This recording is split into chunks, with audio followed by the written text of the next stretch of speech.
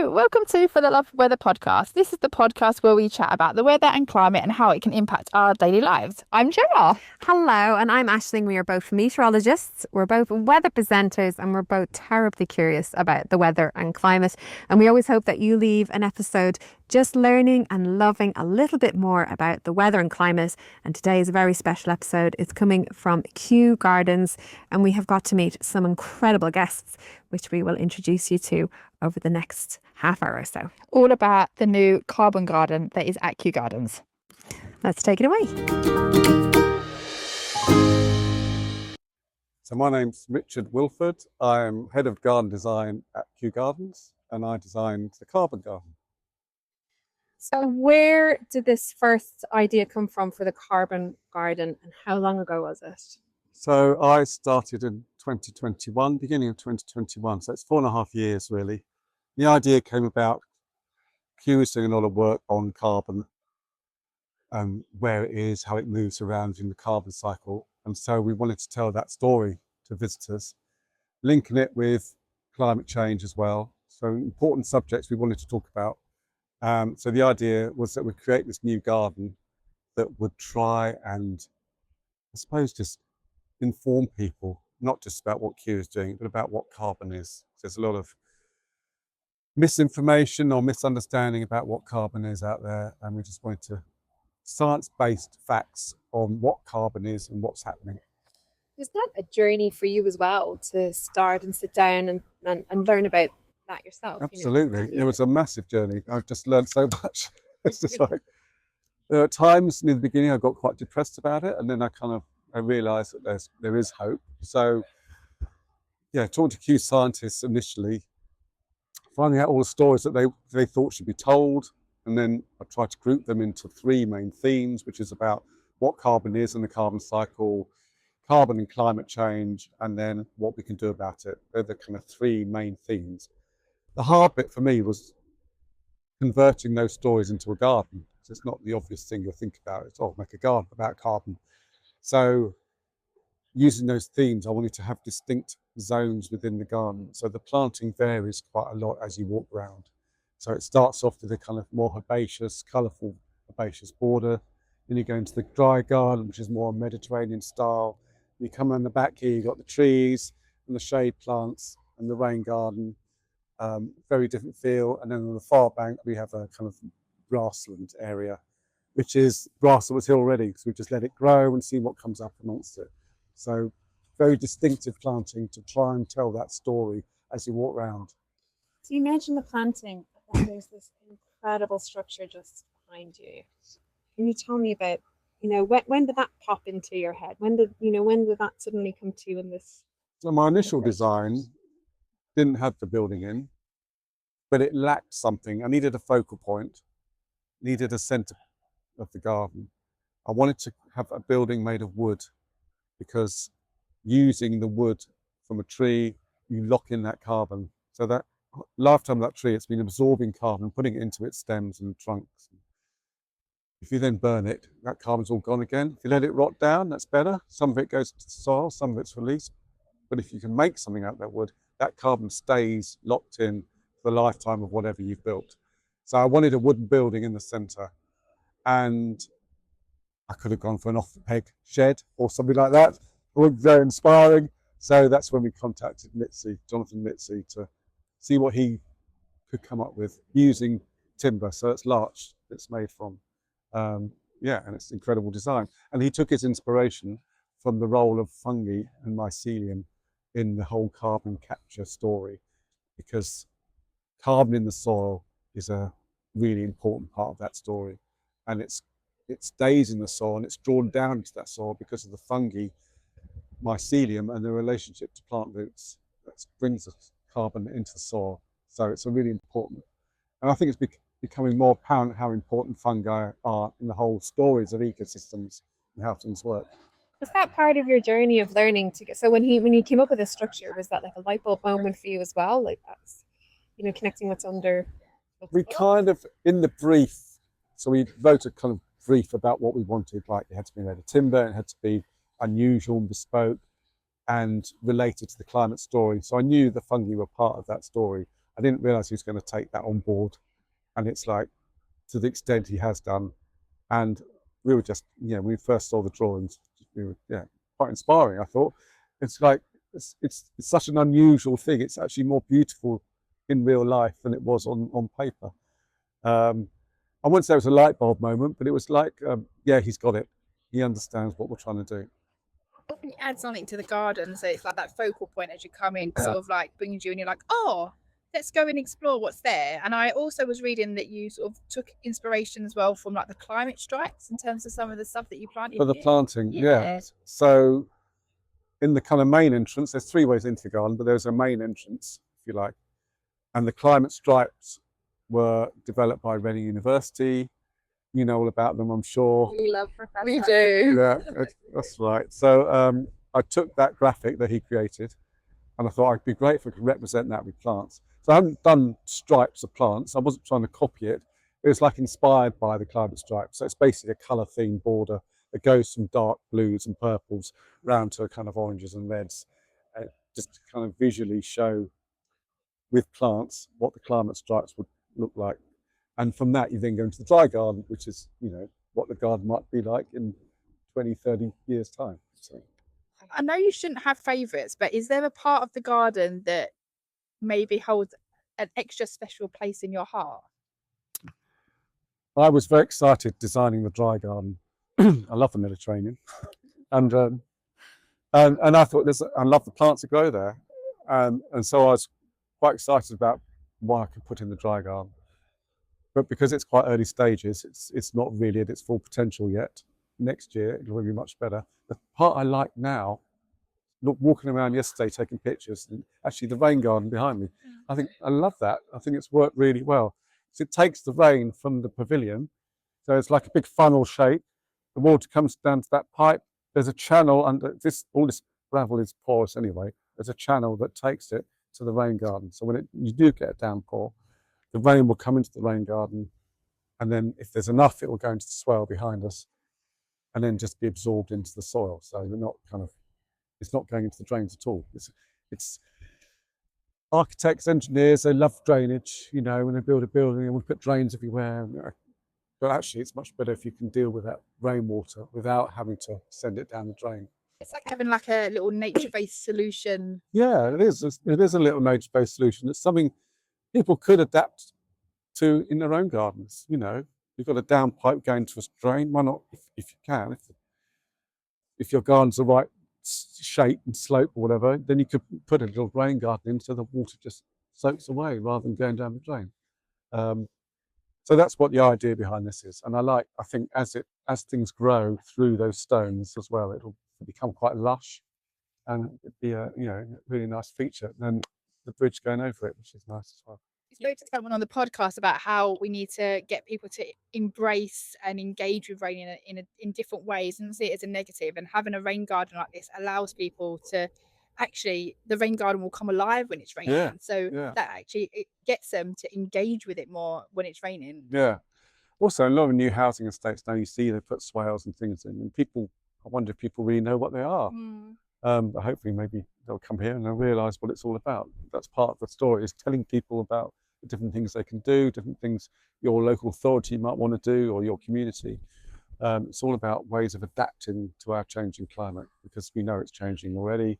We've got to live with that, as well as trying to slow it down. We've got to be able to cope with the changing climate.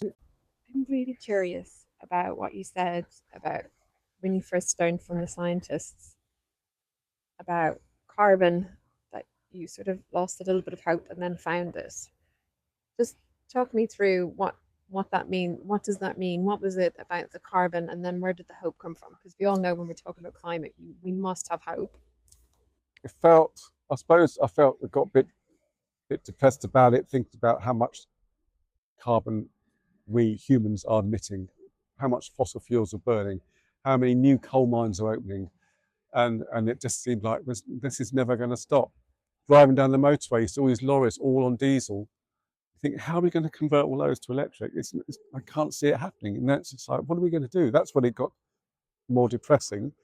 And then when I started looking at the ways we can adapt to climate change, that's when I started to think, well, actually, there are things we can do. We need to protect and restore habitats. We need to deal with high temperatures in our own lives, planting trees, plants that will survive hotter, drier conditions and things like that, encouraging biodiversity. There's things we can do that will help that issue. And that's when I felt more hopeful. I think there are things we can do about it. I'm not saying I'm never depressed about it, but I think there's things we can do about it. You learned from creating this garden. Every day we all learn something new. So I've learned. Yeah. I think so. You've spoken to Justin already, haven't you? He's full of amazing information.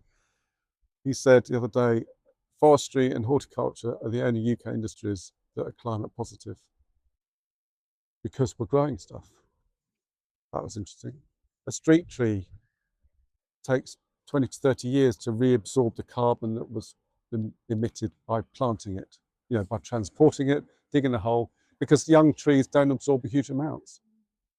So it takes 20 or 30 years before it actually starts repaying the carbon that was lost by planting it. And the average age of a street tree is like 20 or 30 years. So actually, unless we look after our street trees, you're never going to get the benefit. You get the benefit of the shade after a while, but that'll still be 10, 20 years down the line before you really get lots of shade from them. And obviously some trees are really old. If you look after them, then we'll get the benefit. But so many street trees are damaged in the first year, or they're not looked after, they're not watered, they die within the first few months. So I thought that was quite interesting. We just need to look after our environment a bit better. What about on a smaller scale? So trees grow to be quite large. What about the smaller plants that are here? Was there anything new that you learned from them? Don't plant in a drought. Don't plant in a heat wave. No, it's really important. Water irrigation. So I mentioned the irrigation system here is a kind of experimental to some degree, in that we're using soil and moisture probes and the weather station to inform the irrigation system when it should water the plants, rather than just putting a sprinkler on and let it do it for 2 or 3 hours without thinking about how much water you're using. It actually detects how much is needed and releases that amount into the soil. That was really interesting. And but you still need to establish plants. So the dry garden, for example, you're going to water those plants for 3-4 weeks, ideally every day or every 2 or 3 days, to get them to establish. Once they're established and their roots are in the soil, they're growing out of their root ball, then you can probably not water them again. You can just rely on whatever rainfall there is. So that's the idea behind the dry garden. That's why it's called the dry garden. We're going to keep it dry. We're not going to water it after the first couple of months. We'll get everything established. Hopefully their roots will get into the soil, and then we'll see how it fares. That's why I'm going wrong with my lavender. I can't keep lavender alive. That's why I'm going wrong. Give it a good water initially, but once it's got established, it should be fine. So, which brings me back to, so you know a lot about gardening and you have a lot of access to a lot of expertise. But what is the one thing that you could advise somebody like myself and Gemma, who are brand new to it? Well, I'm about 1.5 years in now to a little bit of gardening. But what would you advise someone who just said they knew nothing and they've got a square patch of grass and they genuinely just don't even know where to start? What would you say to them? What's the one thing they could do? First thing you need to do is work out the conditions in your garden. Is it damp soil? Is it sandy soil? Does it get sun all day? That will have a huge effect on what you plant. No point planting sun-loving plants if you've got a shady garden, or vice versa. But shade-loving plants in the sunny garden, they'll just fry. So it's kind of working out where the sun is at different times of day. So you might get some areas that are partially shaded. They get shade in the morning and then get sun in the afternoon. And the sun in the afternoon is often a lot hotter. Or you might have sun in the morning, which is great, but then you get shade in the afternoon. That's probably, different conditions again. So it's kind of working out the conditions and then finding plants that will grow in those conditions. So you have to do a bit of research. Plants that like partial shade, I'd look up if you got partial shade. Plants that like full sun, you can do a quick search, you'll get lists coming up of plants you can use in different situations. And the soil is really important. How deep is the soil and how well drained is it? So you need to find these things out, really. I think that's when a lot of people go wrong. They just put things in thinking they'll grow, and they either frazzle or they get too leggy or they rot or whatever. So that's the most important thing. Really great advice. Just observing. Just look at your garden. Yeah, I mean, I moved last year, and I said I'm going to wait a year. I want to watch this garden for a year before I decide what to do with it, because I can work out how wet it gets, how dry it gets, where the sun is at different times. That's great advice. And finally, what is one thing that you wish everybody knew about the carbon garden? The one message from it is carbon is an amazing thing, and it's in all of us. So don't just think it's a bad thing. It's just part of nature, and we just got to manage how we affect the carbon cycle, I suppose. The carbon is, it's not a bad thing. It's vital. It's all about balance. Yeah. That's wonderful. Thank you so much for talking to us today. It's actually an absolute pleasure, and a pleasure to meet you as well. Nice to meet Lovely you. to see you in your native environment. Thanks.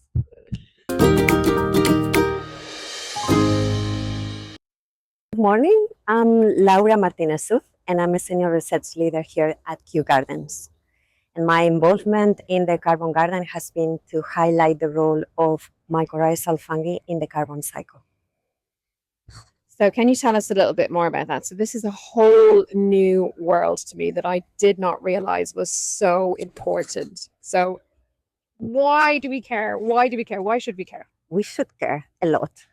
And as you just mentioned, not even scientists were aware of the full importance of mycorrhizal fungi in the carbon cycle. It's been only in the last 10 to 15 years that there have been some research published in high scientific journals that show that fungi, and in particular mycorrhizal fungi, are really relevant for the carbon cycle. So it's not just you that didn't know, even scientists, because of the difficulty to study these fungi, because they have cryptic lifestyles that we haven't known for a long time their main role in carbon storage. And what fungi are these? Because I mean, the only thing that I really know about a lot is like mushrooms. So what other things are we talking about here? Okay. So mushrooms are only the reproductive structures of some fungi. Truffles, have you seen, for instance, the bracket fungi? Those are the fruit bodies of the fungi, the reproductive structures, but those are only the tip of the iceberg, because the main body and the functional part of these fungi are below ground. And there are different fungi doing different functions in ecosystems. So there are some, for instance, decomposers, that they break down the organic matter and they release nutrients for other organisms to use, including plants. There are pathogens that that they attack plants or animals, and they are also important in ecosystems. And there are this group of fungi that I study here at Kew that are called mycorrhizal fungi. You know the word mycorrhiza? Mycorrhiza comes from the Greek mykes, that means fungus, myco, and rhiza, that means root. So it's fungus roots. And it's a symbiosis, a very ancient symbiosis, over 400 million years, between plants and fungi. And in this symbiosis, most of the times, both organisms benefit. So this symbiosis takes place in the roots of plants. 90% of the plants we know form this relationship with fungi. And the fungi explore the soil with the fungal filaments. They get water and nutrients that they transfer to the plant. And in exchange, the plant gives them sugars and fats. So when plants fix carbon dioxide through the photosynthesis, they transform that into sugars that they get directly into the roots, and from the roots to these fungi. So these fungi can get from 5 to 30% of the products of the photosynthesis, which means that they are a huge pool of carbon in the soil. So you said most of it is happening under the soil. Yes. So the beauty of what we see is not really the stuff that's working really hard. It's all the stuff underneath the soil. The most important, well, of course, the reproductive structures are important because they have spores and they germinate and they colonize roots. But the functional part, the part that is interacting with the plant, is below ground and is connected to the roots of plants. 90%, as I said before, form this symbiosis. And these fungi cannot survive without the plants, and the plants cannot survive without these fungi. And we can only see them when they produce these truffles, or when they produce, truffles, and it's difficult to find them, when they produce fruit bodies. Otherwise, we don't see them. And that is what has been delaying as well the research on these fungi, because we need, in many cases, DNA methods to identify them. Oh. So if we see them, that's a good thing. We're seeing them. If you see them, you know that they have reproduced. But if you don't see them, they might still be in the roots. So for instance, in my research, we don't look for fruit bodies because those might only appear on autumn or they might not appear at all or on the spring. So what we do is to try to find these fungi in the roots of plants. Oh, that's absolutely fascinating. So, what has your role been in terms? Have you had a role in terms of the carbon garden here, thinking about what's being planted, or like advising people about sort of the carbon cycle?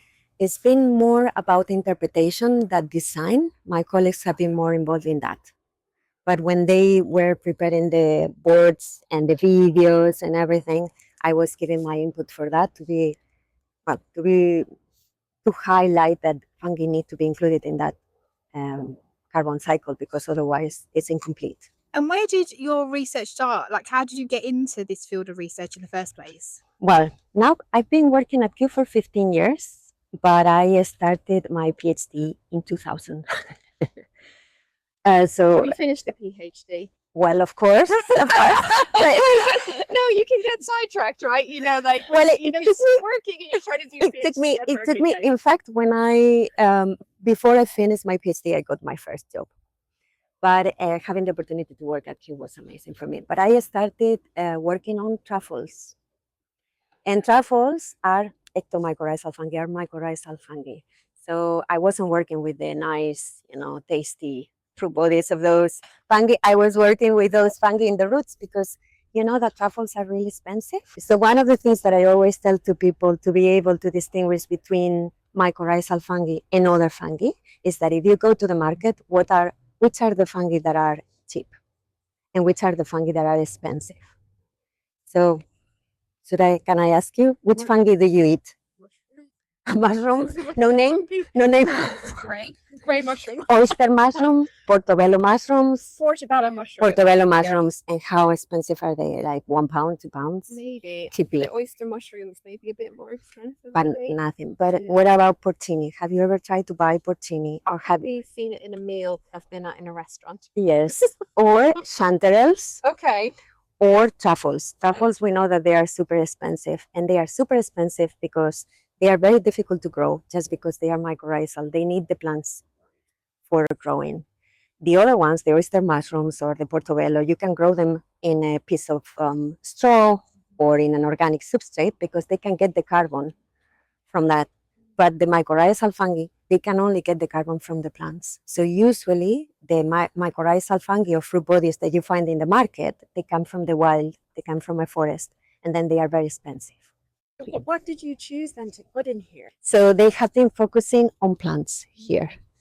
Even I think the mushroom raised awareness of the importance of taking into account the relationship between the plants and the fungi, but the fungi are already in the roots, but they haven't been selected for the garden.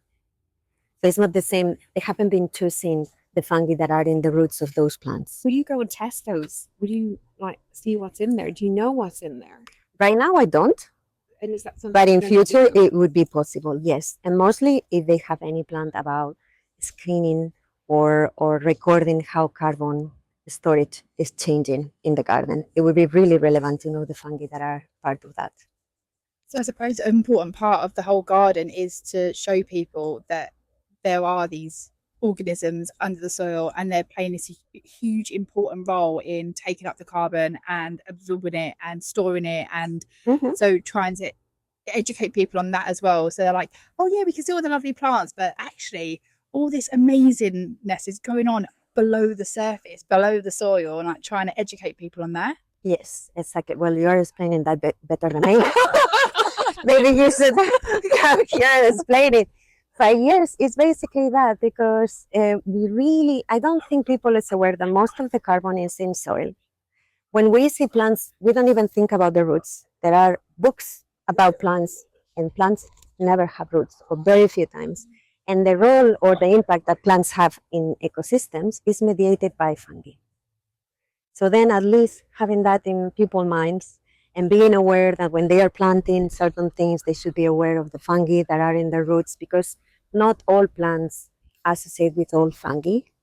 So for instance, if you think about pine, birch, beech, spruce, oak, they associate with a group of fungi that are called ectomycorrhizal, outside fungus roots, beautiful ones. They cover the fine roots, but they don't get inside the root cells. Those ones are particularly good at storing carbon. And those, they are different than the ones that, for instance, crops or fruit trees or grass have. So if you plant them together, those fungi are never going to talk to each other. Well, talk to each other. They are going to never establish networks. Yes. So for instance, in a garden, depending on the plants that are in the garden, the fungi will be able to associate to different plants or not. So that is something that is also important and relevant. So if you, for instance, you know that there are people that use inoculum as fertilizers for their plants, you need to think, what are the fungi that are included in that? Because for certain plants, those fungi will never associate with the roots. So not all fungi can associate with every plant. There are very specific groups and different types of mycorrhizas as well that they contribute differently to carbon storage. And that is what we are studying at Kew, how those different fungi contribute to carbon storage in soil. This might answer your lavender question. Oh yeah, I can't keep lavender alive.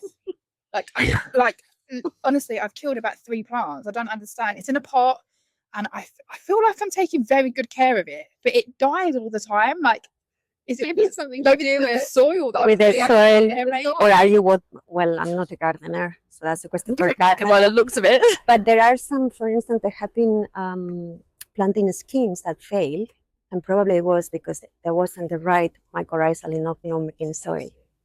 So, just for the average person, what would you suggest? What can they take home from this? I mean, this is beautiful. It's absolutely stunning. And I now realize the kind of mushroom on top is really quite representative of what's sustaining it all underneath. Mm-hmm. What can we do at home?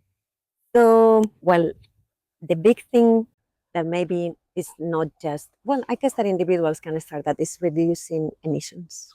That's the most important thing. And then preserving and not disturbing too much, not digging a lot, being aware of that, not adding lots of nutrients, not adding lots of fertilizers, because these fungi evolved to help plants get nutrients and uptake nutrients. So when you add lots of nutrients, the plants don't need the fungi anymore.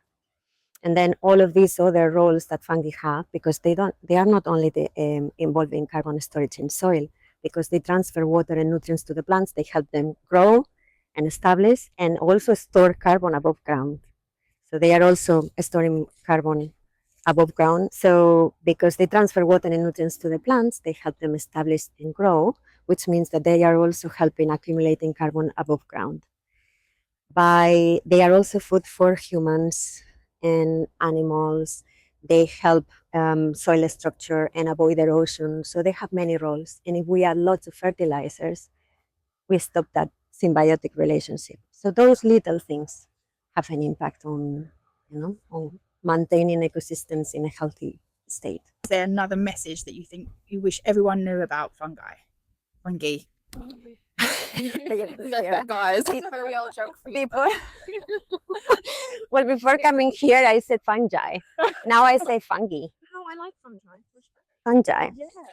Well, I would like them to know that they are very diverse, but we know very little about them. And they can be beautiful, even if they are in the roots and they don't produce mushrooms or truffles. But the most important thing is that they are essential for ecosystem functioning. And not only for the carbon cycle, for many other ecosystem processes. Amazing. Thank you so much for your time today. Topic we need to go learn about. I know. Every time we talk to someone. Controversially, I don't like mushrooms. I don't. It's okay. I know many people that don't like that. I love what's going on underneath the surface, but I don't want to eat mushrooms. No mushrooms. No. I'll just stick with what's going on underneath the soil. I did my PhD on truffles, and at the beginning I had to get used to the smell because it's a very strong smell. They produce these fruit bodies below ground, so they need to be smelly. They need to be detected by dispersal agents like animals, like pigs, or how do you call wild boars? Truffles, because they are produced below ground. For spore dispersal, they need animals to detect them. So they have very strong smells. and very strong tastes. So when I was working with truffles, we will use the spores of the truffles to inoculate seedlings that they were planted in the field to try to produce truffles in a few years, in a period of time. So at the beginning, I hated the smell because it's really strong. It's like a very, I don't know, they say that they smell like pheromones because they can attract animals. But anyway, so I sent my mom 2 truffles. And I don't know if maybe I missed the conversation or something, but she called me a few days later and she told me, Laura, these truffles, they are worse than potatoes. And I'm Irish. because, those 2 truffles were maybe 100 pounds. So, and I asked her, but how have you prepared them? And she said, well, I put them with beans and chorizo. So that was it. Instead of, just, get a little bit on a piece of bread with butter or with pasta. So my experience with, my mom's experience with truffles wasn't good either. That's fantastic. Thank you so much for talking to us today. You're welcome. Absolute pleasure. I'm Kevin Martin. I'm a head of tree collections here at the Royal Botanic Gardens, Kew. Really, my role now is to understand what Kew's landscape is going to look like in 100 years. Trees make up the structure of the landscape, so they're really important for the landscape here at Kew. So understanding what trees we're going to grow, what species compositions we're going to see in the next 100 years is extremely important to the landscape. So in the time that you started, let's say, studying about trees, or when you were younger and you somehow navigated into this role, has there been much change? So are you surprised by what you're doing here at Kew today? Oh yeah, I never intended to end up do what I do today. I was obsessed with trees and wanted to be a tree surgeon. That's where I started, and then through different career steps, I've ended up here at Kew, and I actually started at Kew as a tree surgeon, and then worked my way up to head of tree collections. And it's a very different role to what I ever imagined I would do when I first started studying. That's absolutely amazing. So what's your role been in terms of the carbon garden here?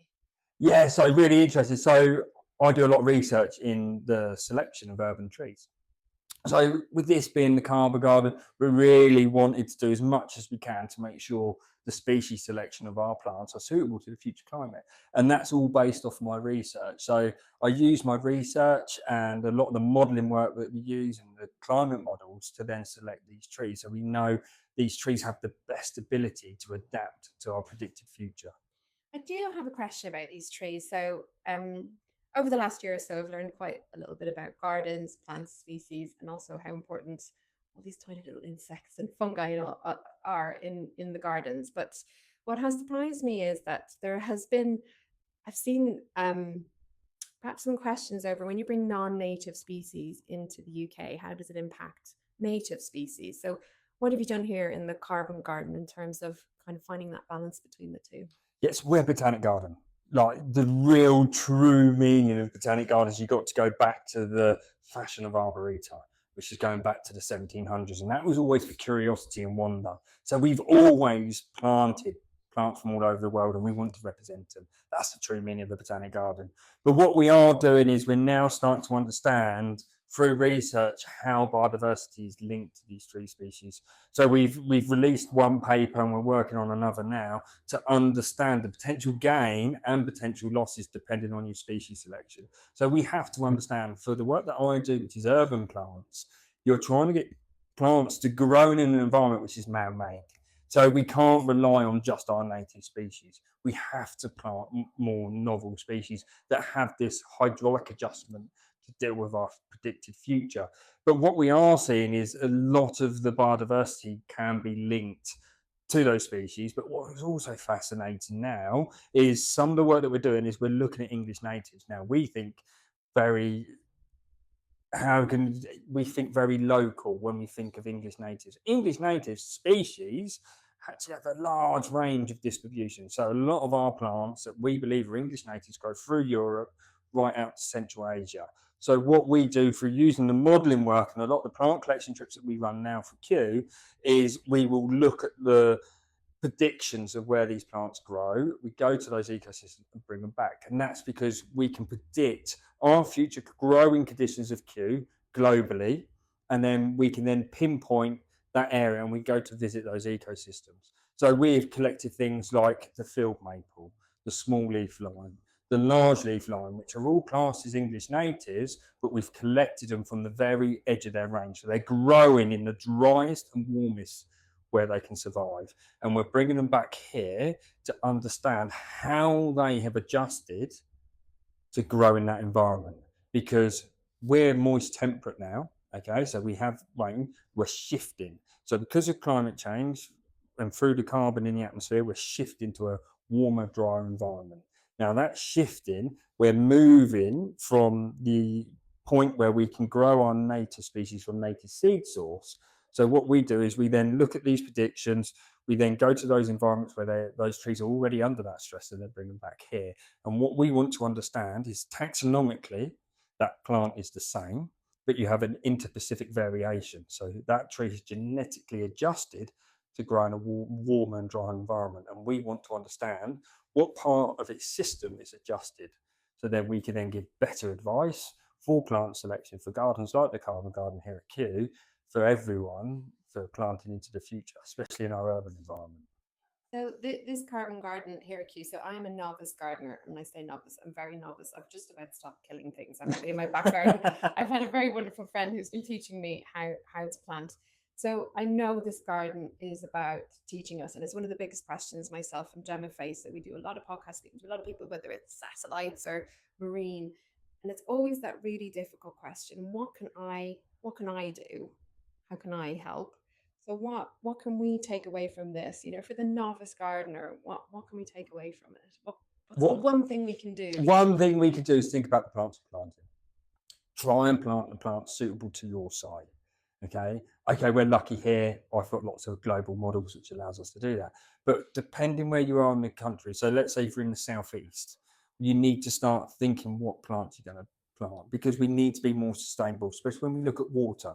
Now, if you look at some of the stuff that people are starting to grow now, especially in sand and in these dry gardens, they're the sort of things we need to start aiming towards. So when we think about our trees, we're trying to give advice on planting trees that are better adjusted, which are available in the tray. So you have things like the oriental hornbeam, or you can have the field maple. They're a lot better at dealing with drought. So planting more than plants in your garden will actually help to cool the air in urban environments, because those plants can deal with these heat waves and these long droughts. They will then cool the air. What we do see, if we plant the wrong species and that species isn't growing, so it's just merely trying to survive, it doesn't provide that cooling effect. And that's what we really need now. So it's just thinking about your plants and think about your site more than growing what we want, which is what all gardeners do. We all like, for instance, I like lots of plants from Asia, especially in Japan, but they're not suited to grow here. So there's no point in putting that effort to try and establish a plant that isn't going to be able to grow here. So it's really thinking about your site, what you're planting, and really understanding that growing condition, and then select those plants to the growing condition, not just to your taste. You've mentioned the cooling effect of trees, and in the last heatwave, there was a lot of talk about how trees make areas cooler by quite a bit of a degree. Like, how much cooler can the trees make an area? Like, how much of an impact does that have? It can have an incredible impact. So when we released our landscape succession plan here at Kew, I did lots of refined modelling on urban heat islands. So I modelled the gardens. So we know here, where we are now in this end of the garden, is our warmest part of the garden. Okay, so when we look at urban heat islands, we look at how much warmer we are than the average rural temperatures. So just to give you an idea, just behind us in the orangey lawn, that site there is approximately 1.9 to 2 degrees warmer than your average rural temperatures. Now, if we go to the far southwest corner of our site, it's at 0.9. There's nearly a 2-degree difference across this site. Now, that's because of several things. We have the species composition, so we have more oaks, so they're bigger trees, bigger shade, they're adjusted, they can grow in the heat, so they cool the air. And it's also planting density, and that's something we have to understand. If we're really going to cool our cities and use green infrastructure to do that, we do need more canopy cover. But it's also how we plant that canopy, because a lot of the things that are often forgot when we start thinking about cooling is shrubs. Now, shrubs could be some of the most important plants we plant into the future, because they will help to cool down ground temperatures And that's what's really important. We start to cool down our ground temperatures, because when we lose our grass, we get a lot of soil temperature, and that increase in soil temperature then radiates out at night. So when the grass dies here at Kew, that takes on the same properties as concrete. So it absorbs that heat all day, then radiates it at night, therefore pushing temperatures up. So that's why we need to look at how we plant our landscapes for the future. Yeah, that's really interesting. Never thought of that. It's the shrubs. We are often very focused on trees, which are very important, but actually shrubs grow quick. Yeah. And can reproduce quickly. They can, and they also are some of the most drought tolerant ones. So I'm doing experiments for the next 4 weeks here at Kew, and we're actually testing shrubs, which everything's always based on trees, but we have a PhD student which I'm supervising, and we're starting to test these shrubs. And we know that those sub-Mediterranean shrubs are really drought tolerant. And in our gardens, we don't have to plant trees. Just increasing our shrubs would actually help to cool the air. So it doesn't matter what space we have available, we can do something. You have such a fascinating job. Like, this is it's so interesting. It's usually it's quite like forecasting. So both myself and Gemma are meteorologists, and we forecast for many things: road surface temperature, rails, lines, sagging lines, extreme freeze, and all that sort of stuff. Yeah. And actually, we've always said we both feel like a bit of a fraud doing a farmer's forecast, because that farmer will know it's like exactly like you do, that 1 degree here, minus half a degree there. It's pretty incredible how you actually see everything. We're seizing on to 2 last questions for you, if that's all right. So, first of all, where was that first spark of joy for you, where you thought, these are really cool? So it's a family affair. So I grew up with it. My dad was a tree surgeon. And so from the age of 5, I can remember I went to work with Dad. I just go on Saturdays and watch him climb trees, and I was fascinated by all the equipment and all the ropes and climbing up high and then pruning the branches. And I can always remember we went to his boss's office, and they were talking, and he said to me when I was 5, "What do you want to do when you grow up?" And I was like, I want to be a tree surgeon like my dad. And actually, I did. That's all I wanted to do when I was at school. I never thought that I would move away from the practical side, because I really enjoyed that, and that was really what I enjoyed, into what I do now. But your career takes different paths. So now I sit, as you just said, I sit in this very funny world between climate science and urban environments and trying to get green infrastructure. And so I sit in between these two things, looking at urban heat islands, and I never would have. Also, the practicality of that, right? You're actually, so you see your research, and then you're seeing research in action. You can see what is working. Yeah, it's the practical side, and that's what I really enjoy. Is when you start looking at species selection, and as you know, when you get all your models to work and you can get those predictions, and then to see it in the landscape here at Kew, like to see the trees planted. It's the first time we've done a landscape at Kew where we've used scientific modelling to look at the species selection. So to actually see that happen now is quite exciting, and it's really interesting. Hopefully this can be a blueprint for the future, and it just gets people to think more deeply about their plant choice. And our final question for you is, what's one thing that you wish everybody knew about trees? One question everyone knew about trees is how they adjust, okay? We walk past trees and we just take them as part of the furniture around us. But that tree is doing so much to survive. So whether they are adjusting growth patterns to deal with prevailing winds, okay, so if you've got a prevailing wind or a wind load coming into a direction, the tree will change growth patterns in order to structurally change so it can withstand that as a regular occurrence. And then if we look at drought, these trees have got different strategy plans. And when we're going through what we're going through now, which is a long, hot summer and very dry, these trees are all adjusting tiny little things inside in order to survive. And that's what I like to unpick and understand. And it's just great to be given the chance to explain that to people. So people, when they walk past you, just think a bit more. What is that tree doing in order just to sit there? And we take it selfishly because it's cooling the air, they look beautiful, and they're doing all the things that trees do without shouting about it. And it's just trying to get people to think about what's going on inside. Amazing. Thank you so much. Thank you. If you have enjoyed this episode, we would love it if you would subscribe, rate, review, share the podcast with a friend. The more people we can get talking about the weather, the better. We want everyone to talk about the weather and love it as much as we do. If you'd like to follow us on social media, you can just search for the love of weather. And we hope that you leave this episode loving the weather just that little bit more. Thanks for listening.